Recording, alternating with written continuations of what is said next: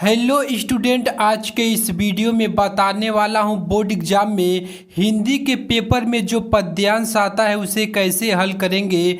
पद्यांश कैसे लिखना है, हल करने का तरीका और पहचानने का ट्रिक भी बताऊंगा। पद्यांश को हल करने का इससे आसान तरीका नहीं हो सकता।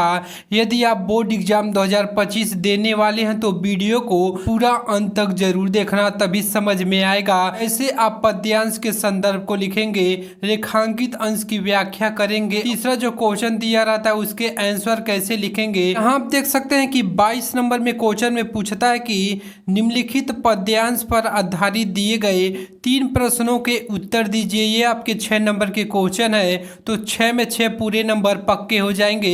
यह वीडियो आप पूरा देख लेंगे तो यहाँ आप देख सकते हैं कि एक पद्यांश दे दिया है, उसके 3 क्वेश्चन दिए हैं, आपको अथवा करके दिया रहेगा। आपको जो अच्छे से आता हो उसी को करेंगे। हम आपको ख नंबर के क्वेश्चन को करके बताते हैं कि कैसे आप करेंगे। ख नंबर दिया कि किलकत कान घुटुरुवन आवत, मणिमय कनक नंद के आंगन, बिंब पकड़िब धावत, कबहू नरखी हरि आप छाव की, कर सौ पकड़न चाह, किलकी हसत राज दौदतिया, पुनि पुनि तिहि अवगाहत, नक भूमि पर कर पग छाया, यह उपमा इक राजति, करि करि प्रदीप्त प्रतिमान वसुधा, मल बैठनी साजती, बाल दशा सुख निरखी जसोदा, पुनि पुनि नंद बुलावती, अचरा तर लौ ढकी सूर्य के, प्रभु को दूध पियावती। इससे पहले आप पद्यांश को खूब अच्छे तरह से पढ़ेंगे। उसके बाद यहाँ पर आपको पाठ का नाम या पाठ से रिलेटेड कुछ शब्द आपको देखने को मिल जाएंगे। यहाँ आप देख सकते हैं कि जब आप पद्यांश को पढ़ेंगे तो यहाँ पर आपको देखने को मिलेगा सूर्य के प्रभु को दूध पियावत। इससे आप पता चल जाएगा कि यह सूरदास के द्वारा लिखी हुई एक कविता है। यदि आपको पद्यांश में पाठ का नाम नहीं मिलता है या उससे रिलेटेड शब्द नहीं मिलते हैं तो आप जो तीनों क्वेश्चन दिया रहता है उसमें भी बहुत बार पाठ का नाम या कुछ उससे रिलेटेड शब्द देखने को मिल जाते हैं। तो पहला नंबर क्वेश्चन दिया है कि उपयुक्त पद्यांश का संदर्भ लिखिए। हम आपको संदर्भ, प्रसंग और रेखांकित अंश की व्याख्या करने का बहुत ही अच्छा एवं सरल तरीका बताएंगे, इसलिए आप वीडियो के अंत तक बने रहें। सबसे पहले आप लिखेंगे प्रश्नोत्तर संख्या 22 का हम ख नंबर कर रहे हैं तो ख नंबर लिखेंगे। यदि आप क नंबर करेंगे तो यहाँ पर क लिखेंगे, उसके बाद ख नंबर डालेंगे, उसके बाद स्टार्टिंग के 2 शब्द लेते हैं और लास्ट के पद्यांश के 2 शब्द ले लेते हैं। किलकत कान डैश डैश दूध पियावत, पहला नंबर डालेंगे, संदर्भ का हेडिंग डालेंगे, उसमें लिखेंगे प्रस्तुत पद्यांश हमारी पाठ्य पुस्तक। आप हिंदी को काली पेन से लिखेंगे। हिंदी के पद्य खंड से संकलित सूरदास, सूरदास को भी आप काली पेन से लिखेंगे। सूरदास द्वारा लिखित सूरदास, इसको भी आप काली पेन से लिखेंगे। नामक पाठ से लिया गया है। तो प्रस्तुत पद्यांश हमारी पाठ्य पुस्तक हिंदी के पद्य खंड में संकलित सूरदास द्वारा लिखित सूरदास नामक पाठ से लिया गया है। आप इसी तरह से किसी भी पद्यांश के संदर्भ को लिखेंगे, बस पाठ का नाम और लेखक का नाम आपको चेंज करना रहेगा।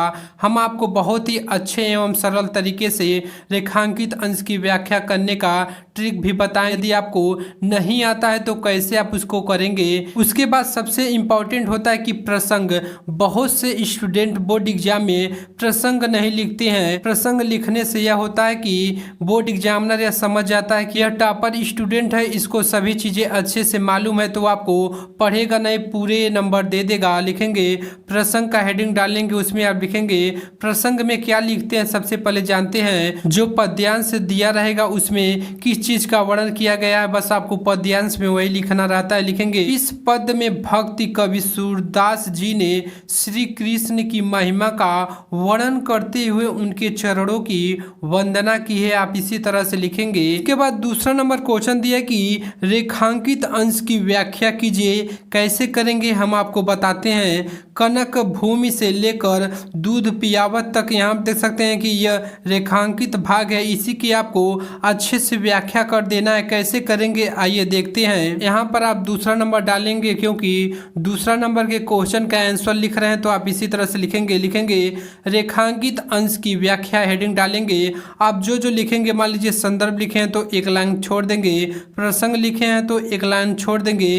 देखने में बहुत अच्छा लगता है। सूरदास जी कहते हैं कि राजा नंद का आंगन सोने का बना है और मणियों से जटिल है। इस आंगन में श्री कृष्ण घुटनों के बल चलते हैं तो किलकारी भी मारते हैं और अपना प्रतिबिंब पकड़ने के लिए दौड़ते हैं। जब वह किलकारी मारकर हंसते हैं तो उसके सम्मुख में दो दांत शोभा देता है। रेखांकित अंश की व्याख्या आप इसी तरह से कर देंगे, अच्छे से उसको पढ़कर उसका अर्थ निकाल कर आप लिखेंगे। तीसरा नंबर क्वेश्चन दिया है कि उपर्युक्त पद्यांश में किसकी बाल क्रीड़ाओं का कवि ने वर्णन किया है, आपको बताना है। उसके बाद आप तीसरा नंबर डालेंगे, उसमें लिखेंगे उपर्युक्त पद्यांश में श्री कृष्ण की बाल क्रीड़ाओं का वर्णन किया गया है। आप इसी तरह से बोर्ड एग्जाम में भी कॉपी को इसी तरह से लिखेंगे तो 6 नंबर की यह पद्यांश है, तो 6 में 6 पूरे नंबर मिल जाएंगे। मिलते हैं नेक्स्ट वीडियो में। जय हिंद, जय भारत, वंदे मातरम।